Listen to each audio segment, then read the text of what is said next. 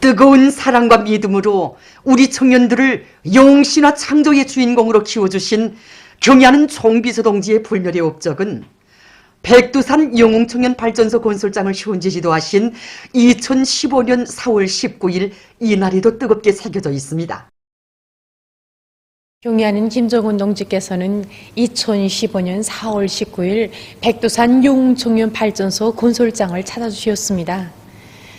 이날 우리 청년들의 영웅적 위운이 깃들어 있는 발전소 건설장을 다 돌아보시면서 건설장에 오니 위대한 장군님 생각이 정말 간절해진다고, 위대한 장군님께서 이 발전소 건설을 얼마나 중시하셨으면 외국 방문을 마치시는 길로 불편하신 몸이지만 이렇게 산세 험한 곳까지 찾아오셨겠는가 하고 생각하니 가슴이 저려움을 금할 수가 없었다고 절절히 말씀하셨습니다. 그러시면서 이렇게 험한 곳에서 상상도 할 수 없는 거창한 대상건설을 한다는 것은 우리 당의 품속에서 교양 육성된 우리 청년들만이 할 수 있다고, 이것은 우리나라가 세상에 둘도 없는 청년 강국이라는 것을 힘있게 가시하는 것으로 된다고 하시면서 우리 청년들의 영웅적 위훈을 새로운 시대어로 감높이 평가해 주셨습니다. 경의하는 김정은 동지께서는 이날 이 백두산 영웅청년 1호 2호 발전소 건설을 당 창건 70돌까지 무조건 끝낼 때 대한 전투적 과업을 제시하시고 이 발전소 건설을 전 당적, 전 국가적, 전 사회적으로 힘있게 지원하도록 조치를 취해 주셨습니다. 사실 그때 우리는 일을 잘하지 못한 것으로 하여 경의하는 총비서 동지께 심려를 끼쳐드릴 것만 같아 마음을 억제하고 오셨습니다. 하지만 경의하는 총비서 동지께서는 발전소의 곳곳마다에서 우리 청년들의 불타는 애국심을 볼 수 있었다고, 자신께서는 천군만마를 얻은 것만 같다고, 우리 청년들과 함께 땀을 흘리면서 대자연과의 격전을 벌이고 싶다고 하시면서 우리 청년 돌격대원들에게 자신의 인사를 꼭 전해달라고 뜨겁게 말씀하셨습니다. 그날 경의하는 총비서 동지께서는 전원당 창건 70돌까지 백두산 영웅청년 1호 2호 발전소를 기어이 완공함으로써 우리 당의 70년 역사는 청년 중시의 역사, 청년 강국을 잇도 세운 역사라는 것을 온 세상에 떨치자고 하시었습니다. 그러시면서 완공의 기쁨 속에 이곳에서 청춘들의 대합창 공연도 진행하고 자신께서 꼭 봐주시겠다고 그날 발전소 원제를 배경으로 사랑의 기념사진도 찍자는 은총 깊은 약속도 남기셨습니다. 경의하는 총비서 동지의 크나큰 사랑과 믿음은 우리 청년들이 세인을 올리우는 영웅청년 신화를 창조하게 한 무한한 힘의 원천이었습니다. 오늘도 우리 청년들은 경의하는 총비서 동지께서 안겨주신 사랑과 믿음을 생명처럼 간직하고 당 제8차 대회와 당중앙위원회 제8기제 2차 전원회의 결정관철을 위한 주요 전구들로 적극 탄원하고 있으며 우리식 사회주의의 새 승리를 위한 보람찬 투쟁에서 당의 후비대, 적후대, 이익측부대로서의 위용을 더욱 힘있게 떨쳐갈 열의에 넘쳐 있습니다. 당의 경제건설 노선을 철저히 관철하자. 자력갱생을 생명선으로 틀어주이고 사회주의 건설의 새로운 활로를 열어나가자.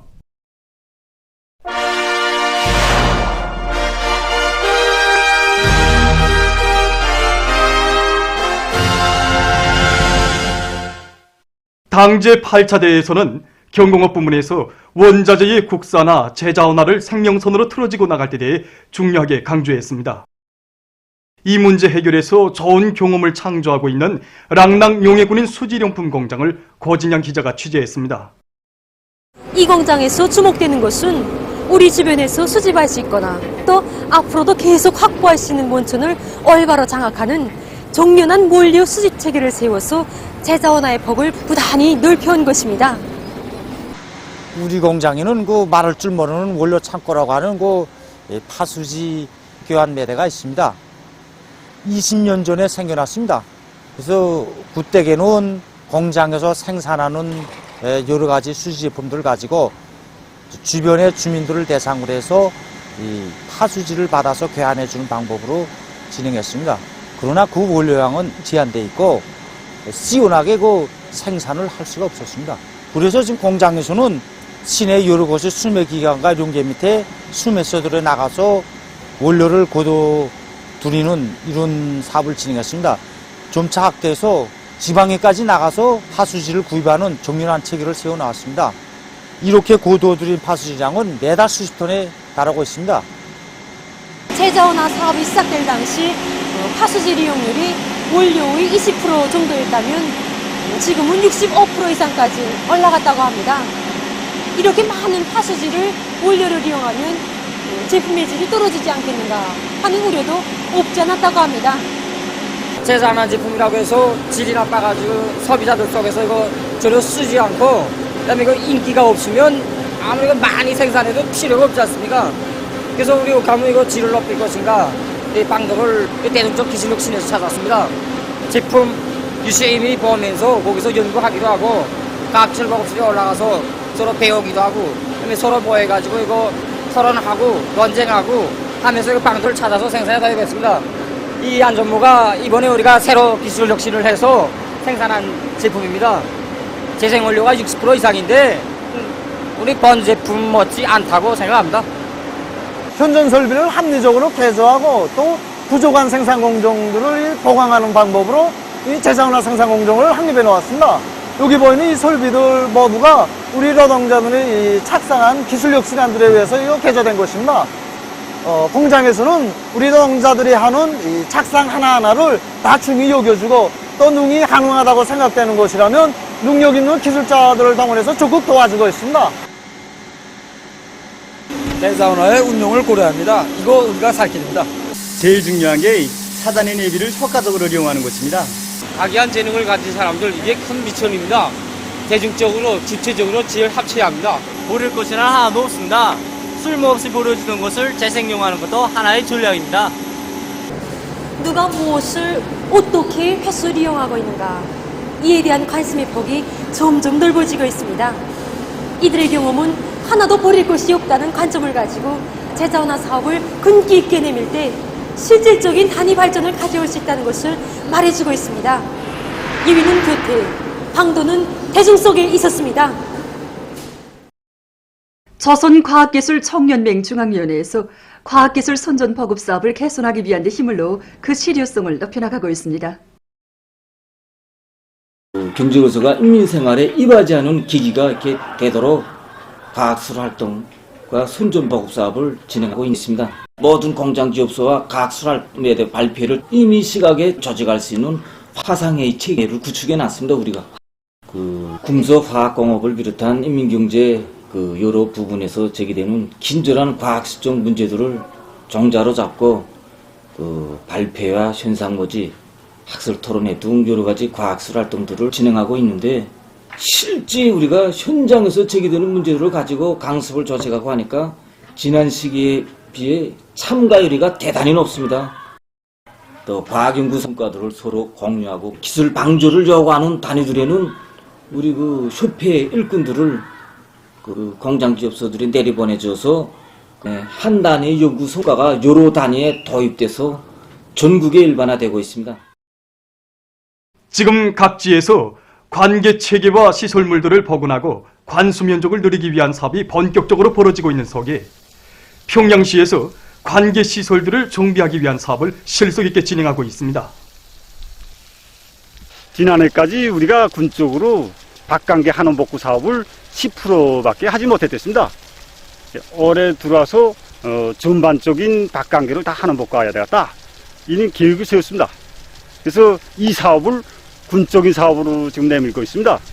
그래서 2000m 구간에 이미 묻혀있던 간들은 판에서 보수하고 3000m 구간에 필요한 간들은 새로 구입해서 설치하기 위한 사업을 진행해서 그전 시기 간수가 잘 되지 못하던 1000여 정도의 밭들에 간수를 원만히 보장하기 위한 사업이 거의 완료 단계에 들어갔습니다. 그리고 물이 제일 긴장하던 간계체계 말단 지역들, 특히 당곡협동농장, 신정협동농장, 이 농장들에 비해서 6개 협동농장들의 수십 킬로미터 달하는 관계 물길들을 확장하고 정리하기 위한 사업, 이 사업이 지금 본격적으로 진행되고 있는데 이 사업들도 거의 마감 단계에 들어갔습니다.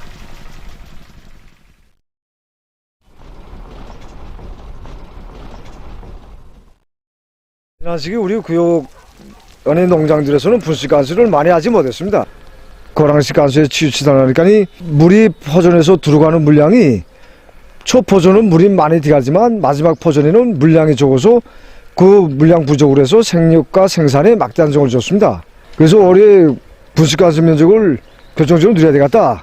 그래서 올해 구역에서 박강계 복구를 위한 관을 1,500m 새로 누리고 그다음에 발부도를 3월 말까지 확보해서 설치하는 사업을 전반적으로 끝냈습니다.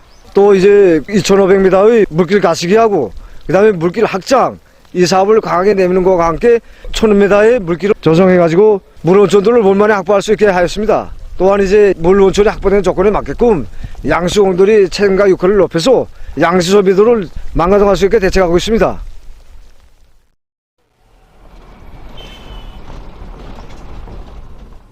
우리 농장이 그 관양강에서 요르단 양수기가 물 포야 물이 넘어오기 때문에 물 조건이 상당히 어렵습니다. 그래서 이거 물을 어떻게 하면 이거 잡아놓고 왜 이용하지 못하겠는가 해서 이거 조리지 공사를 이거 진행했습니다. 요수께서에 대한 조리지 공사도 완전히 끝나고 이에 맞게 이거 양수장도 새로 요수께를 건설했습니다. 양수장에 새로 또 양수기도 새로 설치하고 위에 따라 이거 한쪽으로는 또 관계보장으로 이거 관공사도 2,000m 남게 다 공사를 끝냈습니다. 그래서 이거 삼천립방에 대한 물온천도 다 조성되고 그러다 보니까 이거 농장 쪽인 이거 물보장 사업이 다 완료되고 그래서 머내기 때라든가 남새 생산에 필요한 이거 관기용 물보장도 원만히 다 할 수 있게 이렇게 준비됐습니다.